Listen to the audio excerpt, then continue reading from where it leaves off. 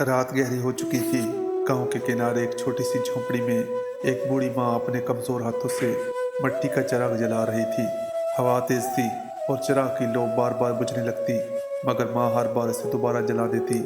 उसके सामने एक पुरानी तस्वीर रखी थी। तस्वीर में एक नौजवान मुस्कुरा रहा था। वो इसका बेटा अली था, जो कई साल पहले शहर कमाने गया था और फिर कभी वापस न आया। गांव वाले अक्सर कहते, अम्मा आप उम्मीद छोड़ दो, शायद वो कभी ना आए। लेकिन माँ मुस्कुरा कर कहती, मेरा बेटा जरूर आएगा। मैं हर रात ये चिराग उसके लिए जलाती हूँ, ताकि जब वो वापस आए तो उसे अंधेरा ना मिले। साल गुजरते गए, माँ के बाल सफ़ेद हो गए, आंखें धुंधला गईं, मगर चिराग जलाने की आदत न बदली। एक सर्द रात थी, हवा बहुत तेज चल रही थी। माँ ने कांपते हाथों से चिराग जलाया और आसमान की तरफ देखकर आहिस्ता से बोली, या अल्लाह, अगर मेरा बेटा रास्ता भूल गया हो तो चिराग की रोशनी उसे घर तक पहुंचा दे। उसी लम्हे दरवाजे पर आहिस्ता से दस्तक हुई।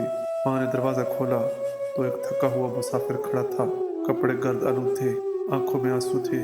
वो मुसाफिर माँ के कदमों में गिर गया और रोते हुए बोला, अम्मा मैं आ गया। माँ की आंखों से आंसू बहने लगे। उसने लरजते हाथों से बेटे का चेहरा छुआ और आहिस्ता से कहा, मुझे यकीन था मेरा चिराग तुझे वापस ले आएगा। उस रात झोंपड़ी में वो चिराग पहले से ज्यादा रोशन था, क्योंकि वो सिर्फ तेल से नहीं, एक माँ की उम्मीद और मोहब्बत से जल रहा था। सबक, माँ माँ होती है और अल्लाह ताला भी माँ की हर दुआ को कबूल करता है। माँ के साथ हमेशा अच्छे सलूक से पेश आए। जिनकी माँ जिंदा है उनकी खिदमत करें, और जिनके इस दुनिया से चले गए हैं उनके लिए दुआएं मफ़फ़रत करते रहें। पोस्ट अच्छी लगे तो दोस्तों में ज़रूर शेयर करें।